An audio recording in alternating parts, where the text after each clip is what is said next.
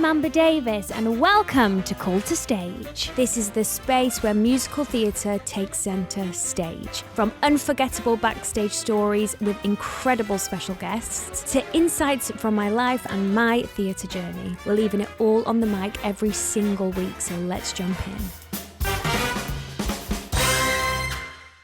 Hi guys, welcome back to Call to Stage with me, Amber Davies. Now we are extremely lucky today. We have a superstar in our aura. It's the incredible Sharlene Hector. Hello. Hello. Thank you for having me. And you're in pink. I am. I love pink. I love it. I'm obsessed. Nails, everything. Oh my gosh, you are? Yeah, socks. Is that your favourite colour? No, my favourite colour is green, actually. But I often leave the house looking like a house plant. So I was trying to avoid that today. So yeah, pink is your whole house green? Pretty much. Green couch. Oh, green really? Blanket on the bed. Yeah, lots of plants. Yeah, obsessed. I love that. Thank you. Now, before we get chatting, I love to ask my guests, have you got any pre-show ritual that you do? I don't really. We used to have one when the show first started. We'd all stand in a circle, the whole cast, and we'd say, "My glass is half full and not half empty, and that's the gospel truth. You done know." That's what we used to say. Now it's like you get the beginner's call and everyone's like, "Yeah, right, go on then." But I'd love to reinstate that because it was really cool. That is gorgeous. Yeah. I love the little end bit as well, just to keep it like completely real. Exactly. You know. I try to deep dive on you in your early, God. and you're a mystery, Sharlene. Do you know that? Oh, thank you. Yeah, and I love that. Is that a good thing or a bad thing? Yeah, don't like give us everything. You're the queen of giving us barely nothing online. No. Okay, which I love. I feel about that. No, because we get the scoop. Okay. Cool. Did you train in musical theatre? I didn't. I wasn't allowed. What? No. So I wanted to be, I wanted to go to drama school. I actually wanted to go to RADA. I wanted to go to all kinds of places. Okay. And my mum was very much kind of, no, you need to get a trade because this is a very insecure industry and I want you to have something that I know you're always going to have money, and singing and acting is not it. So I wasn't allowed to go to a theatre school or to study music, except piano lessons. I had piano lessons. Yeah. But it was always within me to sing and do funny voices and stuff. So I had to wait till I was an adult and then... so you can make your own decisions. Yeah. But I always knew I was going to be a singer. I always knew that from when I was maybe about 10 years old. So, yeah, I used to sing in church when I was really small. And then... And is that where your love grew? I think so, yeah. I learned how to harmonise in church because I didn't know how to read music or understand theory, so it was all done by ear. So now that's a blessing because if people say, "Oh, can you go to the B flat?" and I don't know what the B flat is, I'm like, "Can you just sing it?" and they sing it, and I'm like, "Yeah, I'll go to that." So it's fine. But I always thought it was a hindrance not to be able to read, but it's actually more of a help to be able to use my ears. Yeah, so, this is so much more important. I mean, it would be amazing to read music, but not many people read music this is what I'm hearing. Yeah, it's incredible. I know. Is there a moment in your childhood where you were like, or a day or something, an experience, like you said, you sang in church, that you were like, I will do this as a career? I don't think so, no. I think it was just always something that I knew. A knowing. And I didn't know when I was going to be able to do it. Thank you. Coffee's I didn't know arrived. when I was going to be able to do it, but I just knew that I would. So I wasn't really worried. It definitely took a lot longer than I would have liked it to. And I've always said that if I had got to study, if I had got to train, I don't think I would have been a singer. I think I would have been a dancer because I love dancing. Do you? Yeah. But I'm old now, so can't move like I want to. So, but yeah, I love dance and I love music. So I knew it was always going to be part of my life. And after I finished my GCSEs and my A levels, I just did them to, keep mummy quiet. Tick the box. Yeah. And then I went to college and I learned how to be a secretary. So I can type really, really quickly. But that's all I got. I ain't got anything else. That is a skill though. Yeah. But then I was doing sessions on the side. So I joined a session agency called Tough years and years ago. And so I would do things like Top of the Pops, the Brit Awards, Mobo, that kind of thing, singing with choirs. I was with LCGC, which is London Community Gospel Choir, for about 5 minutes. And then I left. But then as time went on, people say, "Oh, can you come and do this gig? Or can you come do this show?" And so I just became a singer by osmosis, I guess, because I was just around a lot of singers. And then I decided to go full time because as a secretary, I went into jobs where I was temping, but then it got to the point where I was like, I can't do this anymore. Not fulfilled. I need to sing. So I quit my temp job and I sat at home for about 3 months and I was like, what have I done? I ain't got no money. This is bad. And I was living with my good friend Jackie at the time, and she'd gone on holiday, and when she came out I was like, babe, now listen, don't worry, I've not paid the rent this month, but don't worry, it's going to be fine. And she's like, what do you mean? And I was like, I stopped temping. And she's like, what do you mean? And I was like, well, I'm going to sing. And she's like, okay. And then literally 3 months after that happened, I joined a group called Basement Jaxx, and we went touring all over the world, and I guess the rest is kind of history. So you made the jump. I did, yeah. There's a famous quote that if you jump, something will catch you, and I love that. I love nice. that. I know, and you are a jumper. Babe, I stay jumping. I'm always jumping. It's ridiculous. I love that, and I always think like you were not meant to train. Your life wouldn't be who you are today if you had trained. I agree. I hear a lot of horror stories about training, and I hear a lot of great things about training as well. And there are some things that I wish I had the chance to learn, like dance.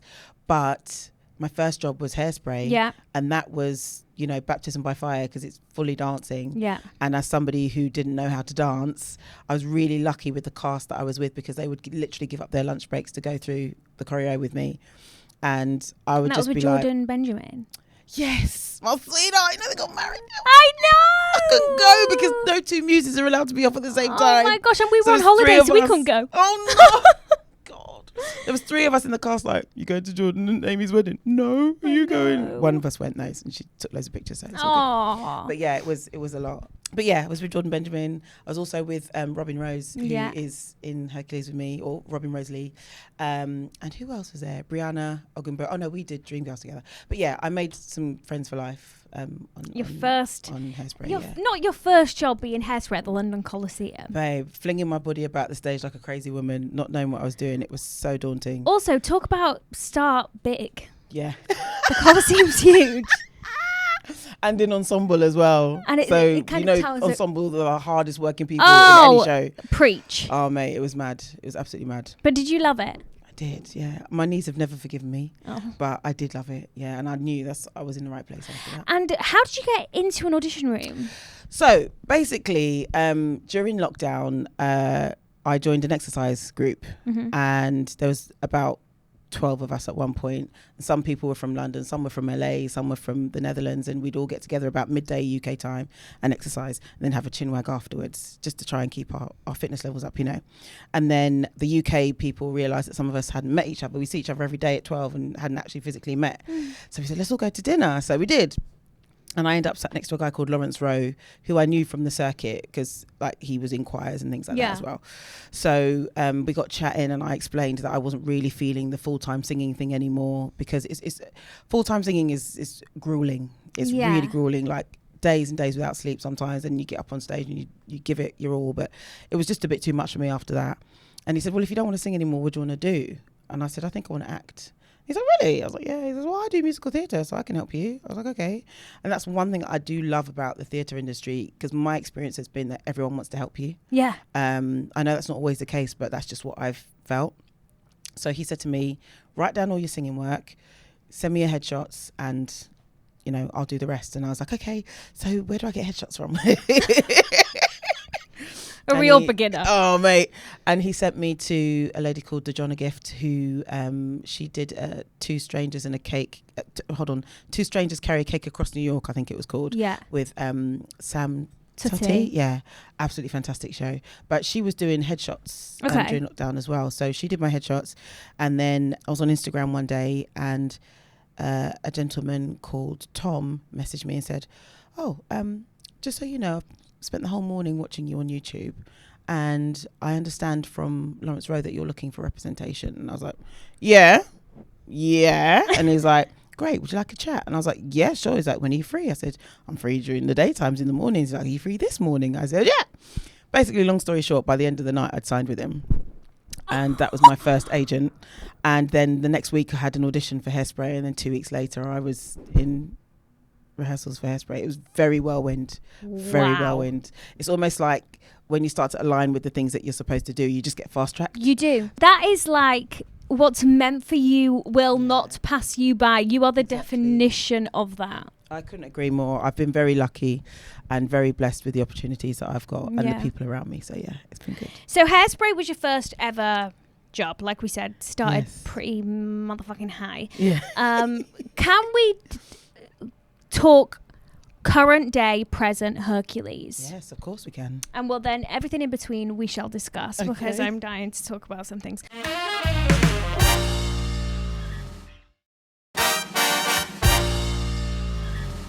Audition came through. Mm-hmm. Were you like, this has to be mine? So basically, a little backstory. I love a backstory. I was with an agency and I knew that I needed a change. I wanted to change agents. And my agent had left that agency. And as far as I knew, she wasn't being an agent anymore, so I couldn't go with her. Otherwise, I would have done. But when she was my agent, I remember I was out with a mate and I'd been drinking. And we were talking about Hercules, the animation. And I said to my friend, I'm going to call my agent right now and tell her that if Hercules comes to town, I want to get in the room and audition. And she's like, do it. I was like, all right. So I just dropped her a line and said, listen, if anything happens with Hercules, I want to audition. And she just wrote back, noted. And I was like, thanks, babes. And that was like 2 years. Oh my God. That was 2 years before I didn't even know anything was coming. Okay. But then as time went on, I wanted to change agents because Helen had left by that point. And I remember having a chat with, do you know Joel Harper Jackson? Yeah. His fiance Lloyd is now my agent. And Lloyd came to watch a show that I was in with Joel. And he said to Joel, if that girl ever wants to jump ship from where she's at now, you tell her that I'm here. So I was like, Joel, can I speak to your husband, please? So I had a nice meeting with Lloyd. And I was kind of biding my time with leaving my other agent. Okay. So Lloyd is very, very ahead of me a lot of the time. So he saw the breakdown before I did. Mm-hmm. And I knew the day that it came out, I was like, I need to leave my agent today. And I saw the breakdown and I'd already had a meeting with Lloyd. And I called Lloyd straight away and I was like, what shall I do? He's like, okay, so the first thing you do, you take them off your spotlight. And he did it. And he just guided me through the whole process. And I was constructing this email to my old agent to say, thank you so much for everything, but I'm going to be off. And my battery died. So I was like, I have to take them off my spotlight before they put me forward, because if they put me forward, then... So it was all a bit mad. Yeah. Anyway, thank God, got home in time, sent the email. But I had just taken them off my spotlight just before my battery died. So then I sent the email when I got home to charge my phone. And then Lloyd sent over the paperwork to join him. And then he was able to put me forward for it. And I said, if I just get an audition, I'll be happy. Yeah. You can do the rest. Yeah. Just get me in there. Yeah, I just need to audition. And even if I don't get it, at least I tried. Yeah. And I went and I had such a great time. And I think I went in 3 times. Okay. And one of those times was a dance call. There's a chant that we do in our outfits. I saw it. And that was the dance audition. You'd eat that up. And Sharlene can't dance, so I was just like flinging my body about and having a nice time, couldn't stop laughing. But I got the job, so it's fine. And I went to see Hercules 2 weeks ago. Charlene wasn't in it. She was on holiday. I was away. Selfish sorry. bitch. And what a care. You girls do a lot. Yeah, we do. But can I just say, my favourite part of the show is when you 5 girls are on there. Thank you so much. Yeah, like... That means a lot. Every single time someone opened their mouth, I was being spoon-fed, you know? I was like, feed me. Thank you. And I can just imagine you, because I didn't... Yeah. Didn't get to see. You'll have to come back. I'll have to come back. Come back and watch it again. Yeah. What is it like? Because obviously you have to... 5 of you have to kind of be one. Yeah. Like how is that experience? Like, is there like pressure in some way? Is it? Surprisingly, it takes the pressure off when there's 5 of you. Okay. We all do have our individual lines that we have to say and things that we have to do, but we're never on stage alone. So there's always 4 other chicks behind you wherever you are on stage, or beside you, or in front of you, and you're always together. I feel a bit emotional now. Aww. But it's interesting because we all individually have names, but we never you never hear our names spoken. No, you don't. We just go by the muses. So we're like one unit. And it's interesting because unfortunately, in terms of, you know, like nominations for awards and things, they're not allowing us to be put forward as a group. Oh. So it's been a little bit difficult because it's such a groundbreaking thing to have 5 dark-skinned black women at the front telling a story, speaking to the audience. We're the only ones who break the fourth wall, you know, apart from Phil, who does it once. But we literally are, we have the audience in the palm of our hands, and people always say, oh, you're the best thing about the show. But there's so much in this show that we're so proud to be part of. Like Luke Brady, who plays Hercules, is just absolutely fantastic. And the entire cast is amazing. Yeah. So we're just really proud to be part of it. But it's just a shame that they don't see us as a unit, and we want to be unified. So yeah, it's been a bit bittersweet. It's been lovely, but that kind of But it's strong. It's powerful. Like I feel like my breath was taken away. Oh. You know, every single time the 5 women were on stage, I was like, thank you. And can I just say, the set, is like wow. It's cool, isn't it? Yeah. You know, like the screens. I wanted to like pause and rewind, you know, when there's a fight and it's like slow motion. I was like, sorry, rewind, let me see that again. It's amazing, isn't it? Oh my god, that's Casey Nicholaw, man. He loves the slow-mo. The slow-mo had me shook. Good. And it's extended, right? Yes, I think we were only supposed to go till January, but now we've extended to March. Oh, beautiful. So you're like that. Great. Keep it coming. Yeah, man. Book your tickets. Yeah. I mean, it's selling well. It's selling very well. I paid an extortionate amount. I'm sorry. It's okay, but it was so worth it. It was so worth it. I left feeling like that it was worth it. I'm so glad. You know? Good. Thank you. Would you say it's been one of a highlight in your career? 100%. Originating. 100%, yeah. I mean, the show was originally on, it's had a few lives. So I know there was a version that was on in New Jersey for a really short period of time. There was also, the longest running so far has been the one that was in Hamburg in Germany. Yeah. So that's kind of where it all started. But to be originating it in the UK is a huge privilege. Yeah. So we're all really excited about that, definitely. Wow. Yeah, that's pretty cool. And a massive, like, it's just a big tick box moment, isn't it? It is. And you're at the bloody Drury Lane. I know. What do you prefer, Drury Lane or Coliseum? That's a tough one, you know, because the dressing rooms at the Coliseum are wonderful. And really? Yeah. I've just done 6 months there. You didn't like it? Well, it could do with a bit of a spruce. True. But again, it was my first job, so I didn't have anything to compare it to. Oh yeah, fair enough. So I've always got it as the highlight, because there was 7 of us in one room. And so I feel a bit funny when I'm on my own in a dressing room now. I was like, oh, I'm friends.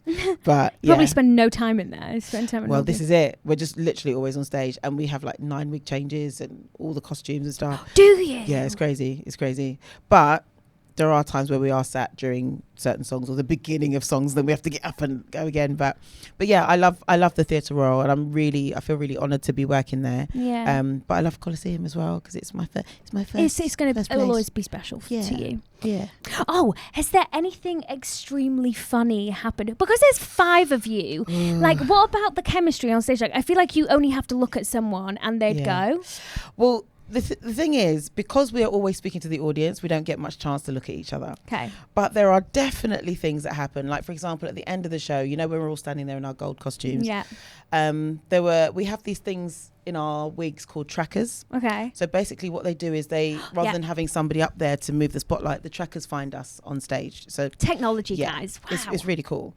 But sometimes those trackers don't always work. So there was one day where we were all on stage at the end, and Hercules is like, I'm going to stay here on earth with the people I love. And, you know, he's being all solemn and singing his little heart out. And there's this light just going like that.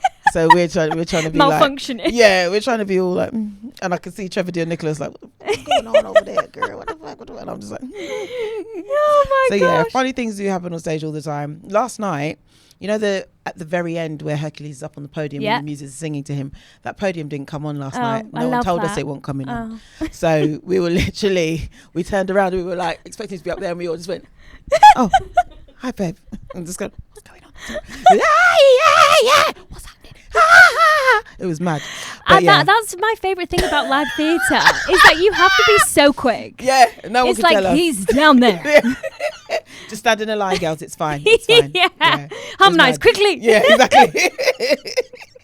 That's my favourite thing. I always ask everyone like bloopers because it's not live theatre. Like for me, I always think of like a show that runs smoothly is boring. Like something needs to happen, you know. Yeah. Like even a sneeze. Someone sneeze loudly in the audience, please. You know? You know, we always have our little games that we play, like pass the pound coin. Well, I don't know if I can say that. Don't want to get in trouble. But like, you know, the things that we do to make it interesting, because it's the same every night, which is great. We're lucky that we don't have to learn new lines and new songs every day. That's tough. Yeah. But yeah, you find ways to make it interesting. I know. You? Yeah, of course you do. So you mentioned before Dreamgirls. Now you toured the UK with this. I did. Where did this come in your career? I was saying to Sharlene, all of her CV is dotted. I actually don't know what came next. So this is educational for me. Dreamgirls was my second job. Flipping hell. Give us a break. Girl, it was a lot. So I was an alternate. Okay. I was alternate FEY on that show. Second job. Yeah. So I went from like physically extreme to vocally extreme. And after that was 15 months I did that. And after I finished that, I was like, I never want to sing ever again. Please may I do a play. So it was interesting. But yeah, I again made some really good friends on that show as well, who've all gone on to do amazing things. And yeah, that was my second job. That's massive. Yeah, it was. And like where do you even begin to, how many shows did you do as an alt? I was supposed to do 3, but ended up towards doing the 7. end, well, the most I did in a row was 6. Okay. Yeah, and I wasn't supposed to do 2 in one day, but I did many times. And I think towards the end it was 4 and 4. 4. Yeah. Split the role. It's supposed to be 3 though. Yeah. Where and how do you even begin to build your stamina vocally? I know the more you sing it, the more you stamina, but like, you know, just things like being on tour and staying in a different environment and not staying in your own bed, and you need to keep this healthy and you need to keep it well. Like, what was your like top things that you did? Well, to be honest with you, I didn't look after myself very well on that tour because I was used to touring as a singer, which is very different. Yeah. So I did not realise that I would have so much responsibility for caring for myself, i.e. booking my own accommodation, booking my own travel, organising my own food. Of course, this is so new to you. So as a singer, you turn up at the airport in whatever state you want to turn up. Your flight is booked, your train is booked, your hotel is booked, and you just get ferried around everywhere. So you're basically a spoilt little child. Yeah. So the idea of touring, I didn't realise how much shopping I'd have to do, the packing. You can't shop too much. You can't spend too much time in Primark because you've got to carry it all home and all these kinds of things. So I did actually get quite ill on the road. And there was one performance where I wasn't feeling great, but then I got to the end of Act 1 and I was like, and I'm supposed to be standing at the back of the stage like, what on earth is going on? She's stolen my man. I've been kicked out of my group. But I just fell on the floor and I was just sat there at the back of the stage like this. And God bless that cast and crew, man. They literally carried me to my dressing room and I was just so hot. And I was like, take off my clothes. Like I was ripping my wig off. I was just so hot. Didn't know what was wrong. Went to the doctor. Blood pressure's a bit high. Hugely dehydrated. The doctor used the word historical dehydration. Oh my God. That's how dried out I was. And I ended up going and having a few tests, and I went to see a nutritional consultant, and I ended up cutting out sugar and was vegan for a little while. Wow. And it fixed everything. So literally the last 6 weeks of the contract, I was full of energy. My voice was banging out the range. It was great. Wow. But it took me a while to learn, no, you have to drink your water. You have to go to bed. You have to cut the alcohol. There's you know, what you sacrifice as a musical theatre performer. I didn't realise that we're classed as athletes. Yeah. And athletes don't drink every day like I was. Yeah. And they don't eat all the cake like I was. Do you know what I mean? So I learnt a lot on that tour. But yeah, it was mad stressful, to be honest. Wow.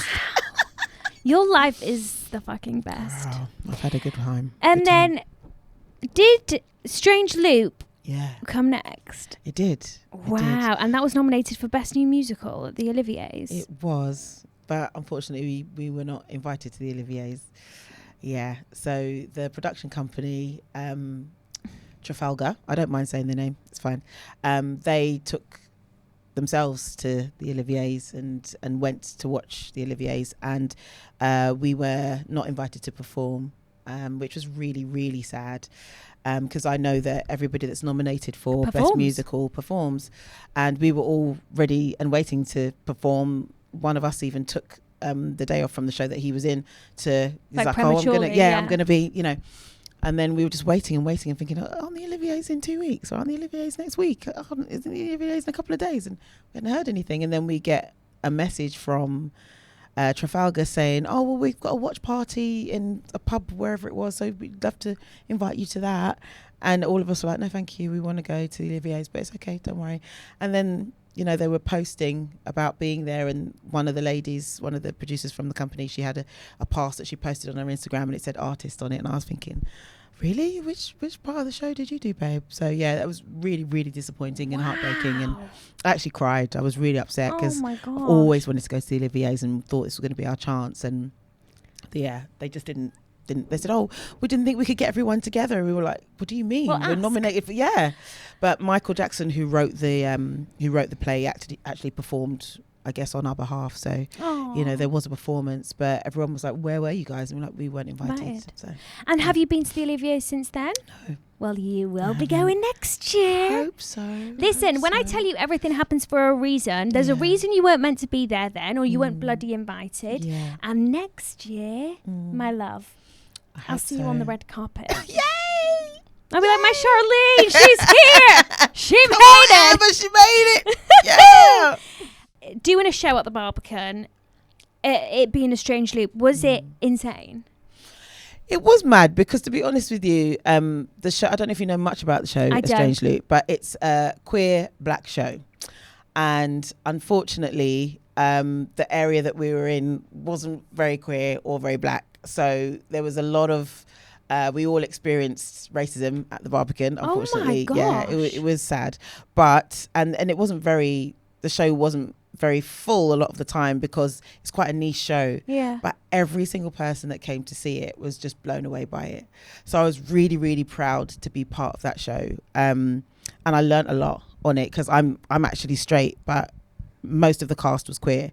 And I learned a lot about my queer friends and what they deal with and what they go through. And I was able to relate to the main character who's called Usher, because he grew up in a Christian home and wasn't encouraged to be creative. And that's exactly what my life was like. Wow, that is your beginning. So, yeah. But it was an amazing show. I'm really proud to be part of it. And it was tough. Yeah. It was tough. We had to say a lot of things that are not nice to say. And we had to, you know, do a lot of things which are not nice to do. But then it was loads of fun, and you know, we were laughing a lot on stage. You talk about funny things happening on stage, the amount of times we were just cracking up when we were supposed to be singing, and it was, you know, and again, made some friends for life. And I would love to do that show again. I really enjoyed it. I want you to do that show again, and I want you to have a wholehearted experience with it. And I'm so sorry that you experienced racism. Fucking ew. Yeah, it was awful. But you know, you learn, you live and you learn, and you learn to kind of just fill your own cup up, so that when you do have to deal with that stuff, you can just power through. Your cup is half full. Yeah, man, and not half empty. No. And that's the gospel truth. Yeah. You're done now.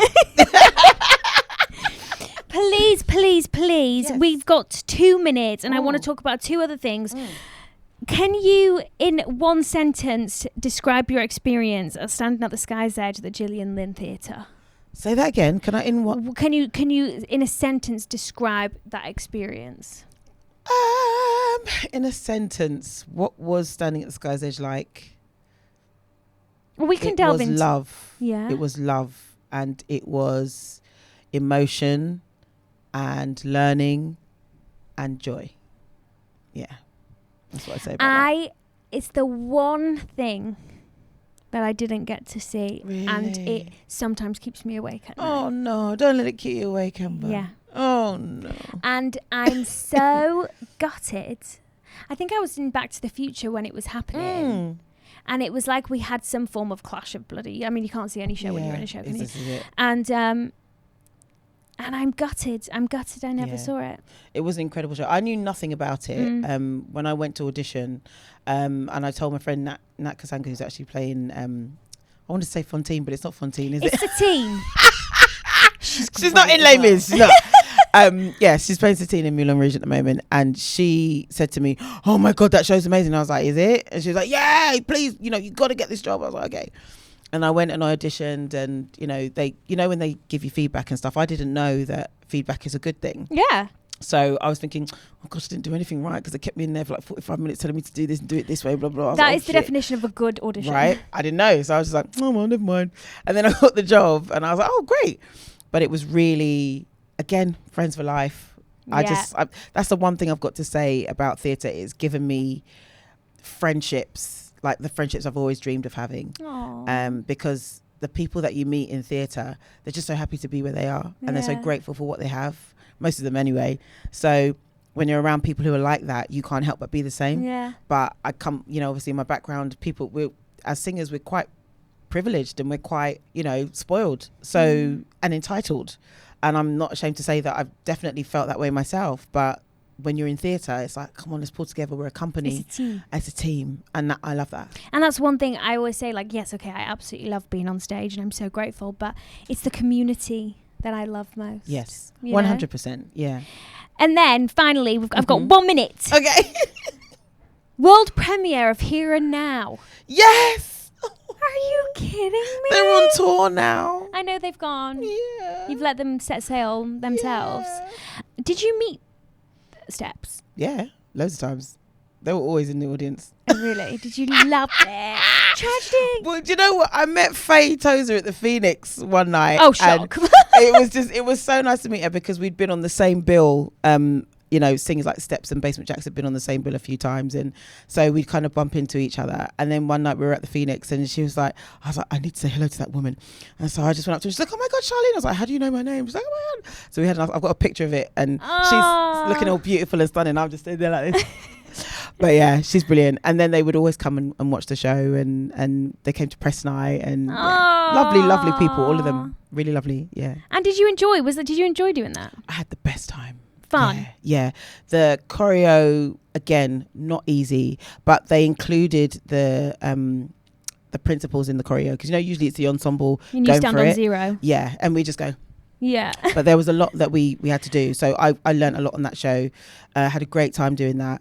And then, got to work with Becky Locke and Finty Williams. Yeah, and, Becky Locke. Just beautiful people. I had a really nice time. Oh my gosh, I love that. Also one I didn't get to see. I'm so sorry. It's okay. So I've basically seen you in nothing. I hope it comes to town though. If it comes to town and I'm finished with Hercules, I don't know how long. I feel like Hercules is going to go on for a while. I don't know. Babe, you're booked and blessed for at least like... Either way, I'm happy, Yeah.